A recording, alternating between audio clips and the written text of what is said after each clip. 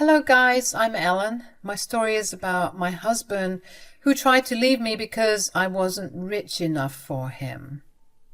You must be wondering why. Well, I'll tell you. It's not like I had magically lost my job or did something financially bad. It's just that I never went to college, so I didn't have a very high-paying job. I had a decent income, and my husband Rick knew that from the beginning. I didn't hide anything from him. Rick was someone with a high income but had lots of student loans from his college, so he and I actually had a similar lifestyle.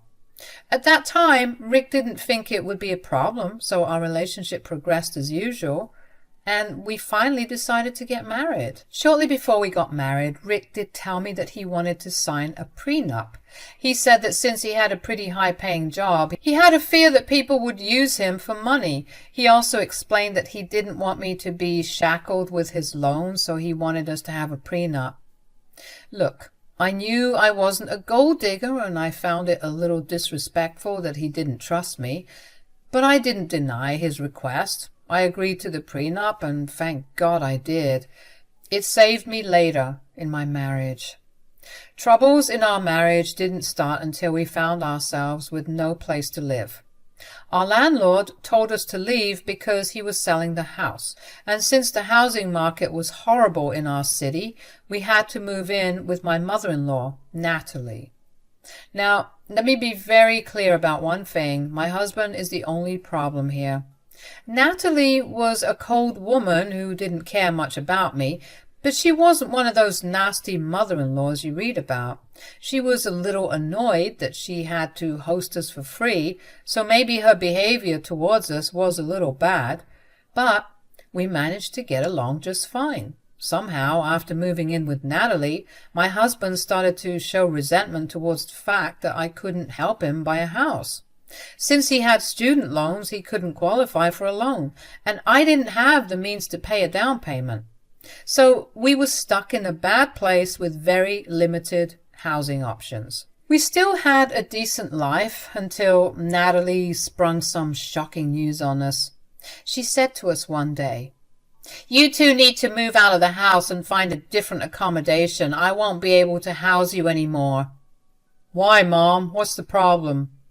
"I can't keep up with my mortgage payments anymore, so I have decided to sell the house, so you need to find other accommodations." "But we have nowhere to go, Mom. We can't get rent with whatever money we can spare." "That's not my problem, Rick. Since you two cannot help me with the mortgage, I would have to sell this house. I'm giving you plenty of time to come up with your own solutions." Natalie just said that and let us fend for ourselves. She didn't want us to move out immediately, but said that once she found a buyer, things would move fast. Suddenly, Rick and I were starting to worry about our housing situation yet again. He got very frustrated that night and started to blame me for his troubles. He said, "Why can't you get a better job? You earn so little, it's not enough for us." "What can I do, Rick? I don't have a college degree, so this is the best I can do." "You don't even have enough savings for a down payment on a house. If you weren't this lazy, you could have worked 2 jobs and got the money." "I can't work 2 jobs, Rick. I have to do everything around the house. You don't even help." "It's not my job to help, Ellen. We have a roof over our heads because of me, and now even that will be gone. I don't know what I was thinking when I married you." Rick's words hurt, and I started to cry. We had a bigger fight, but calmed down the next day. I was really bad for both of us because I knew he was stressed. I set aside my own emotions and started to form a plan. I had made a small investment which I could break to provide a down payment on a house. I talked to some friends, and they were confident that I would qualify for a mortgage. When I discovered that, I immediately began to form a plan. I wanted to get a house for me and my husband, and I knew exactly what would be the best way to get one. I had been planning to buy Natalie's house. I found out her asking price and realized that I could afford the mortgage. Actually, I had very little experience with these things and didn't realize that I would be able to buy a house. Once I was sure about my finances, I had to decide whether or not I should approach Natalie with an offer. When I had already made the decision, I contacted Natalie's agent and set up a meeting. I wanted it to be a surprise for my husband, so I didn't want to tell Natalie anything directly. So I met up with her and her agent at a cafe. She was really surprised to see me and said, "Hey, Ellen, what are you doing here? I'm here to see an interested buyer for my house. I didn't expect to see you here." "Yes, I know that, Natalie. I am your interested buyer, actually." "Wait, what?" "Yes, I want to buy your house." "What? You're saying that you want to buy my house?" Natalie looked at me like I had grown two heads. She had a hard time believing that I wanted to buy her house. I won't completely blame her for this reaction. My husband had always downplayed my job and complained to her that I didn't know how to save. Rick had painted a very bad picture of me to his mother. So when I told her that I would like to buy her house, she was in disbelief. I wasn't offended at all. Instead, I just calmly told her, "I have managed to save up for a down payment, and I will take a mortgage for the rest. It won't be a problem. You can also continue living here rent-free as a thank you for helping us out when we needed it." "But I don't think you can afford it. I have a hard time believing you." "Well, I have good credit score, so I can easily qualify for a loan. Rick can't do that because his debts have crippled him, so I am the only one who is in a position to buy a house. Won't you be happier if the house stays within your family?" "Yes, that is true, Eleanor. I guess it would really be better if I sold it to you." "Think about it, Natalie. You need the money and I need a house of my own. This is like the best deal ever. All you have to do is agree to sign everything over to me. I will take care of the rest." "Okay, let me think about it." "Sure, you do that, Natalie, but I have one request." "Can you not tell Rick about this? I want to surprise him with the house on our first anniversary." I see. Okay, then I won't tell him. I will get back to you once I think about your offer." Natalie went back home while I went to work. I was really excited to buy her house because I knew Rick would love it. He really loved his mom's house because it was big and quite spacious, so I was sure he would have approved of what I did. Besides, if he didn't like the house, he could easily buy one for himself, once his credit improved. We had separate assets, and the prenup also reinforced that, so he could buy another house if he wanted. I happily went back to work and waited for Natalie to make a decision. Things were normal for a few days, even though Rick was even more distant than before. I knew that he was stressed about our living situation, and that was what was making him so distant. I tried to comfort him and give him hope, but he just got mad at me and told me to leave him alone. I was a little hurt, but didn't say anything. I was still holding on to the hope that things would go back to normal once I was able to purchase Natalie's house. Even if she had said no, I would have found a different house for us anyway. With that hope in mind, I put up with my husband's bad mood, but everything would change for me when I stumbled across some papers. I think you guys can guess where this is going. Yes, they were divorce papers.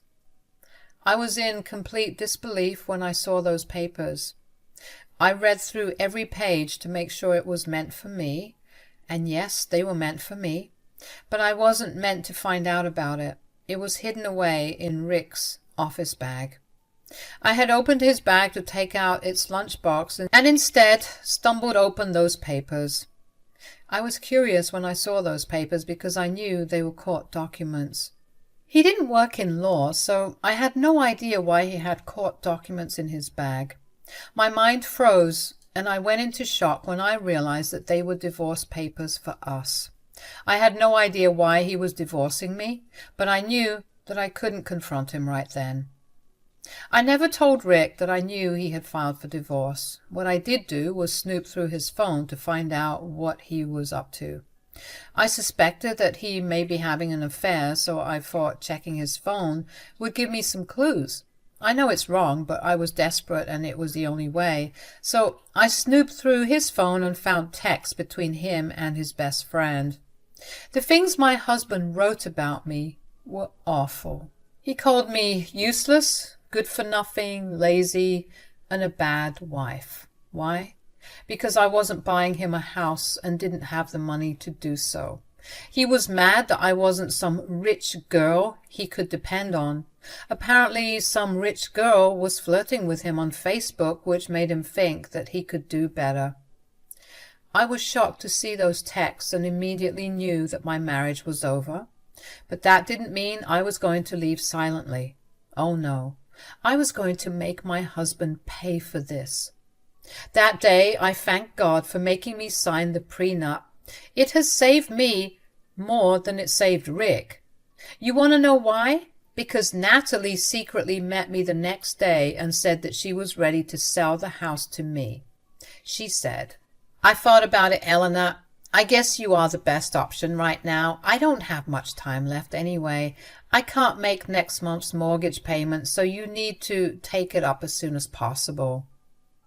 "Sure, Natalie. You can draw up the papers and I will get a lawyer right away. Believe me, I do not want to wait either. The anniversary is only a few weeks away, you know." "Yeah, I remember that's why I made the decision fast. I've already told my lawyer to draw the papers. It will be in your hands soon." Yes, I bought Natalie's house anyway, guys. It was a really good house and I wanted to get back at Rick for what he was planning to do. I had made some plans of my own that were going to make him regret his actions. I was breaking from the inside because the man I loved was planning to betray me in the worst way possible. But I didn't let it show. I was a little sad, but Rick didn't bother to care. I guess he had already checked out of the marriage and was enjoying the attention of the rich girl on Facebook. Anyway, I slowly stopped caring till the papers were signed for the house. After that, I simply wanted my revenge and then to get rid of my horrible husband as soon as possible. Thankfully, I was able to get the house in my name before our anniversary. On the day of our anniversary, I didn't even bother with a celebration because I didn't want to waste money on a failing marriage. I know that some of you have arranged parties and confronted their husbands publicly. It is a nice idea, but for a woman who had spent almost all her money on the down payment of a house, I wasn't looking to spend any extra. So I acted like it was a normal day, even though I had wished my husband a very happy anniversary. He had grumbled something in return and left. Now, the confrontation didn't happen until the evening when we both returned home from work. To my surprise, Natalie had invited a few family members to celebrate the day. I guess she was feeling generous after receiving money for the house, so she called a few family members and cooked some food. She generally looked a little excited for us. I was kind of touched by this, but Rick immediately got angry. He said, "What is this? What's going on?" "Oh, I just invited family so that we can celebrate your anniversary today. It is your first anniversary after all. I saw that you two didn't plan anything." "That wasn't necessary, Mom. Eleanor didn't plan anything because she never had money, and I didn't plan anything because I wasn't interested in celebrating our anniversary. This marriage has come to an end anyway." "What do you mean, Rick? Why are you saying that your marriage has come to an end?" Rick didn't bother giving his mother a reply. Instead, he turned to me and looked me dead in the eyes. I knew that this was when he would tell me that he was leaving me. And I was right. He looked at me and said, "I don't think I can be in this marriage anymore, Eleanor. I'm going to leave you forever." "Why, Rick? You can't just bring news like this upon me and not tell me why." "The reason is very simple, Eleanor. You are an absolutely useless wife to me." "Oh, really, Rick? Tell me why you think I'm useless." "You were not on my level, Eleanor. I worked such a great job, and you were just an embarrassment to me. You can't even help me buy a house. I don't want to be with someone who can't help me get the things I need." "It's not my fault that your credit is bad, Rick. Why should it fall on me to get a house?" "Because we're a couple. I know you are not rich, but I thought maybe you would be able to buy me a house at least. But now I don't even think you'll qualify for a loan." I can't stay with a woman like that when I can do so much better. I will at least find a woman who has the means to have her own house. So, you're leaving me because I'm not rich enough for you, is that so? Yes, I don't care what you think, Ellen. Don't try to stop me.